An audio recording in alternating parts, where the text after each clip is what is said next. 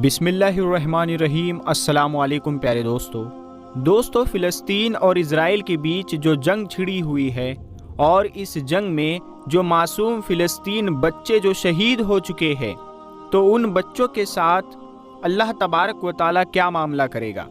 बेशक अल्लाह तबारक व ताला बड़ा रहीम व करीम है और शहीद अपनी कब्रों में ज़िंदा है।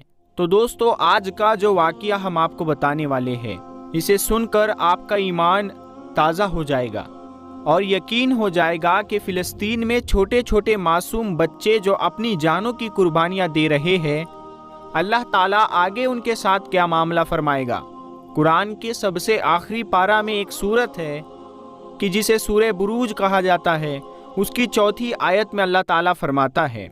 इस आयत में अल्लाह ताला ने जो जिक्र फरमाया है कि जिनके बारे में हदीस की सबसे बड़ी किताब मुस्लिम शरीफ में मुकम्मल एक वाक़या आया है, जिसका जिक्र है कि हमारे हुजूर नबी करीम सल्लल्लाहु ताला अलैहि वसल्लम ने एक बार सहाबाए किराम को ये वाक़या सुनाते हुए फरमाया कि आज से हज़ारों साल पहले एक बादशाह हुआ करता था जो कि एक बहुत जालिम था।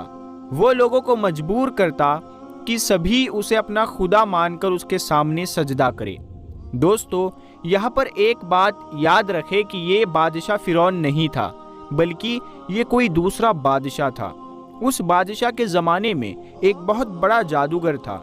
बादशाह उस जादूगर की बहुत इज्जत किया करता था, लेकिन जब वो जादूगर बूढ़ा हो गया तो एक दिन उसने बादशाह से कहा कि ऐ बादशाह सलामत, अब मैं बूढ़ा हो गया हूँ, कुछ पता नहीं कब मेरी मौत का वक्त करीब आ जाए, इसीलिए आप मेरे पास कोई छोटे लड़के को भेज दिया करे ताकि मैं उसे अपनी जादू की कला सिखा सकूं, वरना मौत के साथ मेरा ये हुनर भी ख़त्म हो जाएगा। तो बादशाह को भी ये बात मुनासिब लगी और उसने अपने शहर के एक 10 साल के लड़के पर यह जिम्मेदारी लगाई कि वो रोज़ाना जादूगर के पास जाकर उससे उसका इल्म सीखे। बादशाह के हुक्म पर वो लड़का रोज़ाना जादूगर के पास जाने लगा और उसके पास कई घंटे बैठकर जादू के बारे में सीखता रहा। वो लड़का रोज़ाना जिस रास्ते से जादूगर के पास जाता, तो उसी रास्ते में एक पेड़ के नीचे एक अल्लाह वाले बुजुर्ग उसे रोज़ाना बैठे नजर आते। पहले तो कई दिनों तक वो उन्हें नज़रअंदाज करता रहा, लेकिन एक दिन वो लड़का उन अल्लाह वाले बुजुर्ग के पास गया और उनसे उनके बारे में मालूम किया। तो अल्लाह वाले नेक बुजुर्ग ने उस बच्चे को दीन की बहुत सी बातें सिखाई जो कि उसे बहुत ज़्यादा पसंद आई, और फिर वो रोज़ाना जादूगर के पास आते जाते थोड़ी देर के लिए इन अल्लाह वाले के पास बैठकर अल्लाह की वहदानियत और उसकी इबादत के बारे में सुनता रहता। लेकिन अब एक नया मसला खड़ा हो गया कि इन अल्लाह वाले के पास बैठने की वजह से हमेशा उस लड़के को जादूगर के पास पहुंचने में देर लग जाती, जिसकी वजह से जादूगर इस लड़के को बहुत डांटता। और जब ये लड़का लौटते हुए उस अल्लाह वाले के पास बैठता तो घर पहुंचने में देर हो जाती, कि जिसकी वजह से घर वाले भी बहुत गुस्सा होते। आखिर जब इस मसले की शिकायत उस लड़के ने अल्लाह वाले बुजुर्ग से की, तो उन्होंने मशवरा दिया कि ऐ बेटा, तुम दीन समझने के वास्ते इतनी कुर्बानियाँ दे रहे हो, इसीलिए तुम एक काम करो कि जब जादूगर तुमसे पूछे कि आखिर इतनी देर क्यों हो गई, तो उससे कह देना कि घर वालों ने रोक लिया था। और जब घर वाले पूछे कि आखिर इतनी देर क्यों लगी, तो कह देना कि जादूगर ने रोक लिया था। लेकिन याद रखना कि कभी भी किसी के सामने मेरा जिक्र ना करना, वरना ये मेरे लिए एक मुसीबत का सामान होगा। अल्लाह वाले की नसीहत पर उस लड़के ने ऐसा ही करना शुरू कर दिया। एक दिन रास्ते से जाते हुए अचानक बीच सड़क में एक बहुत ही जहरीला सांप आकर बैठ गया, कि जिसे देख सभी लोग अपनी जगह खड़े हो गए। कोई आगे बढ़ने की हिम्मत ना कर सका। तो उस वक्त उस लड़के ने अपने दिल में सोचा कि आज मैं आजमा कर देखूंगा कि आखिर जादूगर सच्चा है या वो अल्लाह वाले बुजुर्ग।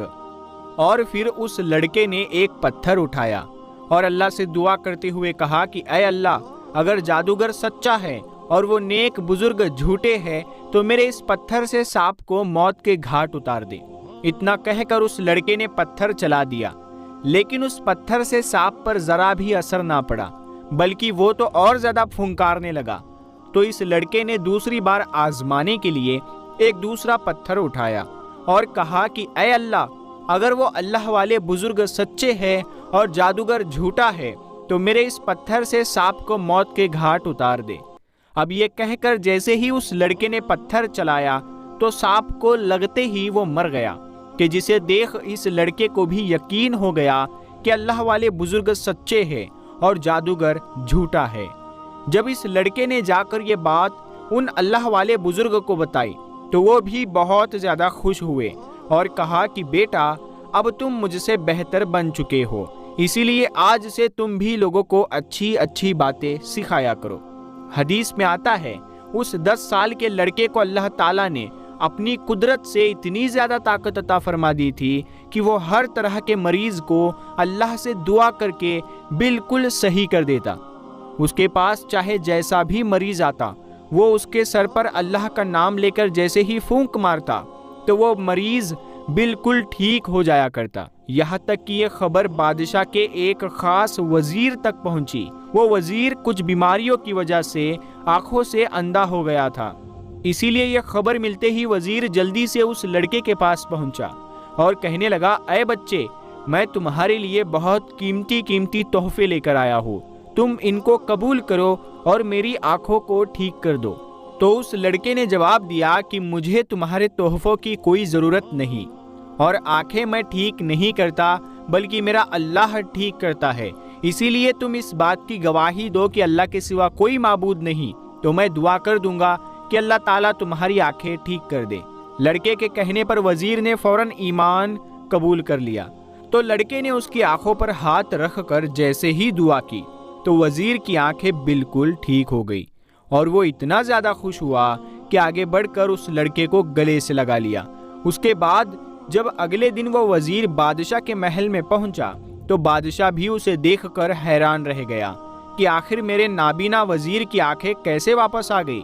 तो उस वज़ीर ने जवाब दिया कि ऐ बादशाह सलामत, ये आंखें मुझे मेरे अल्लाह ने वापस की है। ये सुनकर बादशाह को बहुत ज़्यादा गुस्सा आया और वो कहने लगा कि क्या तुम मेरे अलावा भी किसी को अपना खुदा मानते हो?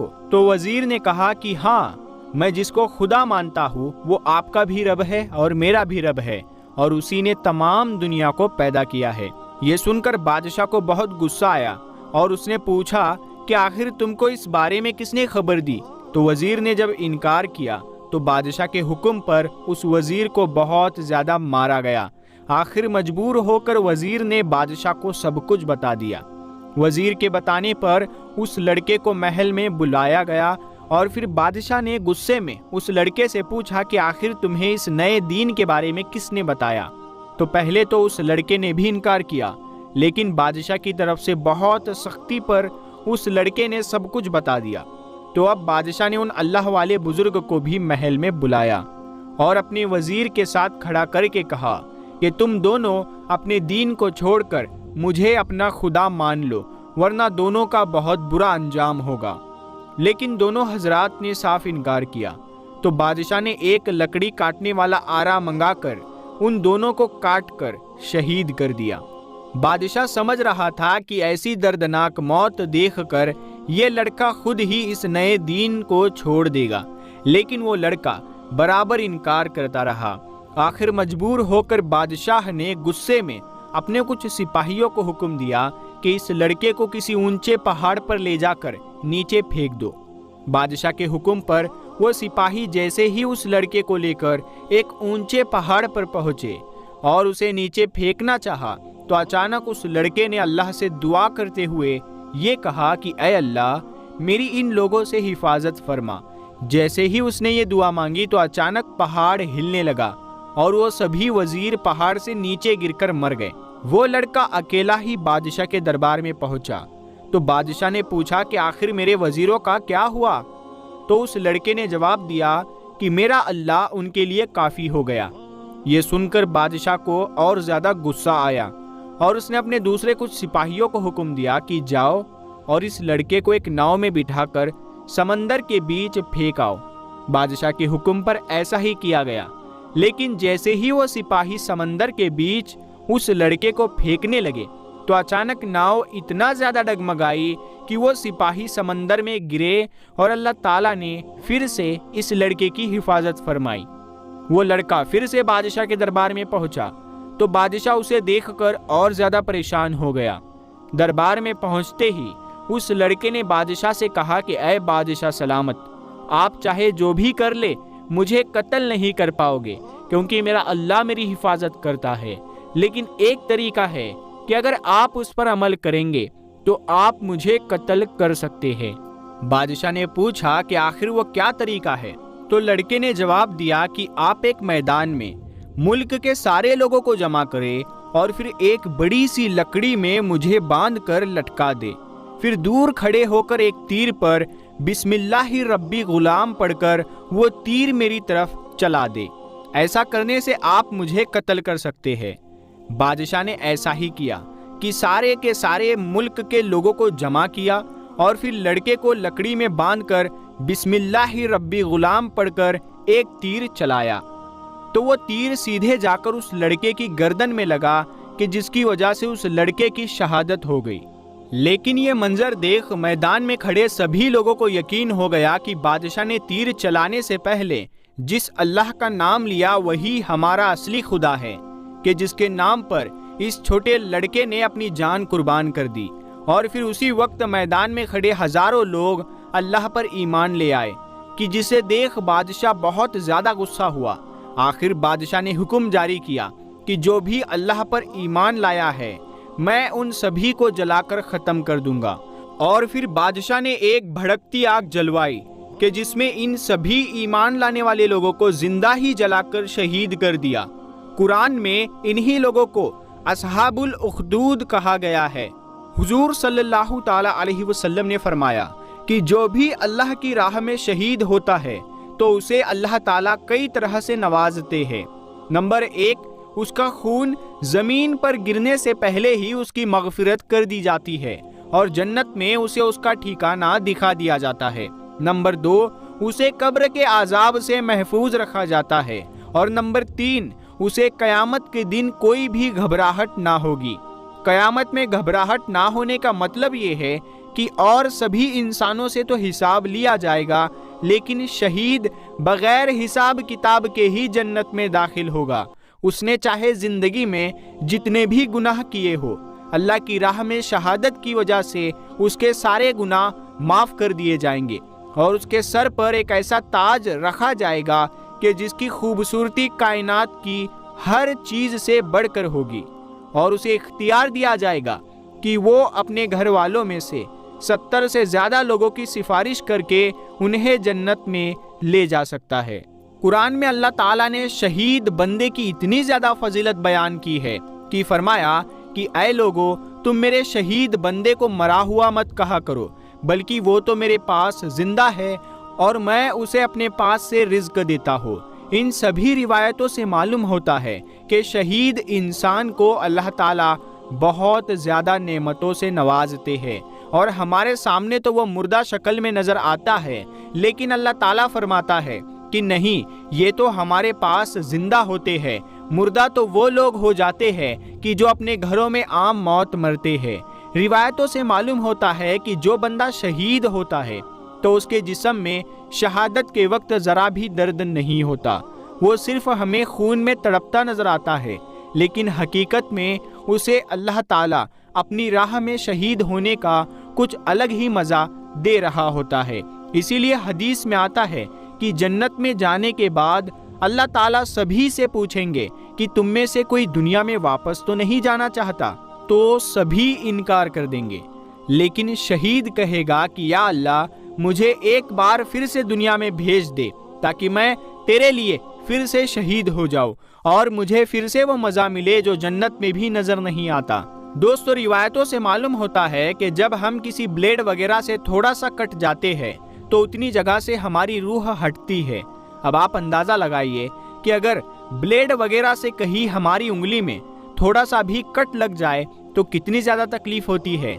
और वो तकलीफ सिर्फ इसलिए होती है क्योंकि उतनी जगह से हमारी रूह हट जाती है।